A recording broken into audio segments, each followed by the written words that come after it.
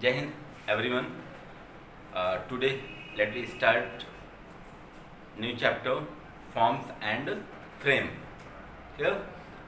Forms, जैसा आप लोगों ने देखा है अभी तक, जब भी हम कोई एप्लीकेशन ओपन करते हैं या नेट पे कोई भी वैकेंसीज आती है तो हम फॉर्म वहाँ पे जब ओपन करते हैं, गूगल पे आप लोगों ने अपना ईमेल आईडी बनाया होगा, तो उस समय जब आप क्रिएट एन अकाउंट पे क्लिक करते हैं तो आपके सामने एक फॉर्म अपीयर होता है।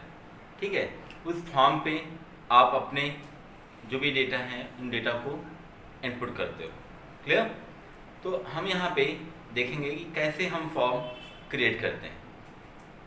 अगर आप लोगों से मैं पूछूं कि उस फॉर्म में कौन कौन से एलिमेंट होते हैं, तो आप लोगों में से कोई बता सकता है मुझको कि कौन कौन से एलिमेंट होते हैं फॉर्म में? सबसे पहले आपने देखा होगा कि टेक्स्ट बॉक्स होता है जिसमें हम अपने नेम असाइन करते हैं, इनपुट करते हैं, फादर नेम इनपुट करते हैं। देन उसके साथ साथ रेडियो बटन होता है जहाँ पे जेंडर डिफाइन करते हैं। ठीक है, कॉम्बो बॉक्स होता है जहाँ पे हम सिटी सेलेक्ट करते हैं या डेट ऑफ बर्थ सेलेक्ट करते हैं। ठीक, ड्रॉप डाउन लिस्ट होता है, कमांड बटन होता है जहाँ पे हम सबमिट पे क्लिक करते हैं।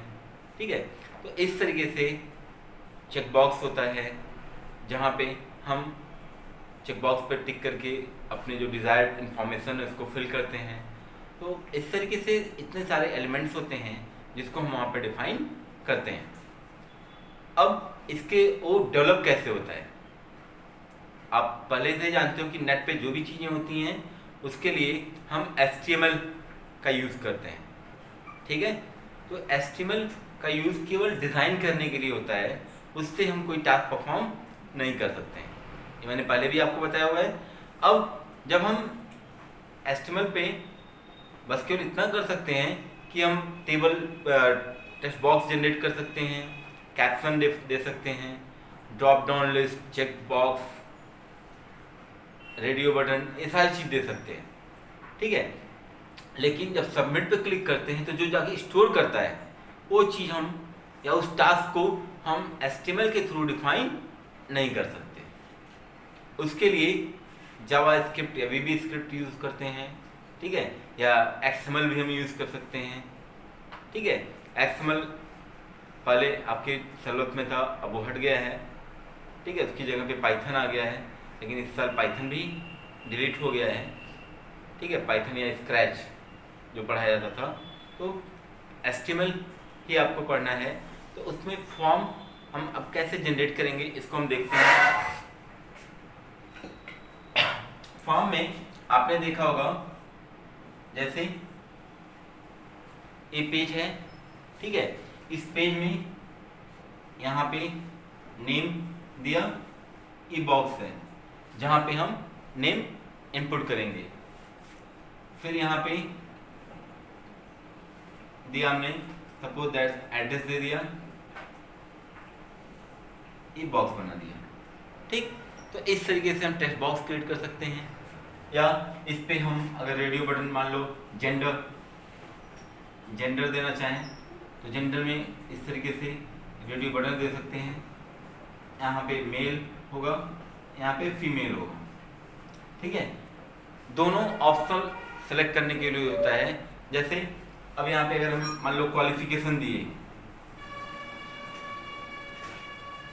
क्वालिफिकेशन दिया, क्वालिफिकेशन में 10th चेक बॉक्स लगाया, 12th चेक बॉक्स लगाया, ग्रेजुएशन चेक बॉक्स लगाया। तो इस तरीके से हम यहाँ पे असाइन करते हैं। ठीक है, और लास्ट में फिर सबमिट के लिए यहाँ पे बना देंगे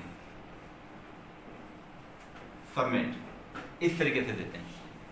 समझ? तो हमारा ए फॉर्म का प्रारूप होता है जहाँ पे हम डिफाइन करते हैं और अपने इंफॉर्मेशन को जो मांगता है हमसे वो इंफॉर्मेशन को हम डाल के इनपुट करके उसको सेव कर देते हैं। ठीक है, तो अब इसके लिए नेम यहाँ पे हमने दिया। नेम में आप देखोगे नेम असाइन करेंगे, एड्रेस दिया, एड्रेस असाइन करेंगे। अब ये दोनों क्या है, जेंडर में हो चाहे क्वालिफिकेशन में, इन दोनों में सिलेक्शन पॉइंट है ना, चाहे वो चेक बॉक्स हो चाहे रेडियो बटन हो, दोनों में सिलेक्शन पॉइंट है। तो दोनों को सेलेक्ट करने के लिए हम क्या करते हैं, एक रेडियो बटन यूज किए, दूसरा चेक बॉक्स यूज किए। रेडियो बटन में क्या होता है कि हम एट द मोमेंट केवल एक ही ऑप्शन सेलेक्ट कर सकते हैं, एक बार में एक से अधिक ऑप्शन सेलेक्ट नहीं कर सकते हैं, जबकि चेक बॉक्स में हम एट द मोमेंट एक से अधिक ऑप्शन सेलेक्ट कर सकते हैं। ठीक है, दोनों ऑप्शन सिलेक्शन पॉइंट है, लेकिन दोनों में डिफरेंस केवल इतना है कि रेडियो बटन में हम एक समय में केवल एक ही सेलेक्ट कर सकते हैं, जबकि चेक बॉक्स में हम एक समय में एक से अधिक सेलेक्ट कर सकते हैं। अब जैसे अगर हमें फॉर्म बनाना है तो हम यहाँ पे HTML आप दोगे ही, HTML टाइटल, उसके बाद यहाँ पे फॉर्म दे दोगे।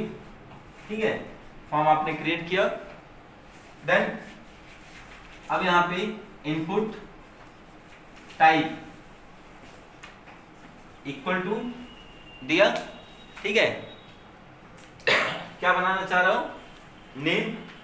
इनपुट टाइप क्या है, टेक्स्ट बॉक्स है, तो यहाँ पे आप डबल नोटेड के अंदर टेक्स्ट बॉक्स दोगे।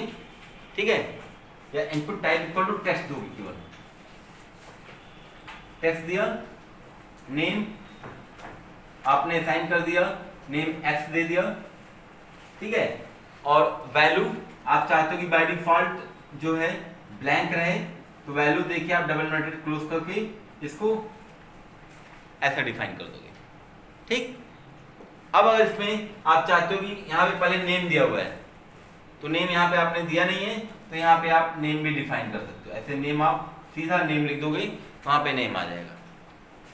ठीक है, या इसके लिए आप p टैग भी यूज कर सकते हो, जो करो डायरेक्ट करोगे तब भी आएगा और एक बॉक्स बन जाएगा इस तरीके से। ऐसे एड्रेस के लिए है, तो एड्रेस के लिए आप एड्रेस दे दोगे।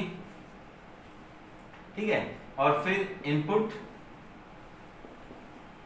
Type equal to text name equal to मान लो y दे दिया, और वैल्यू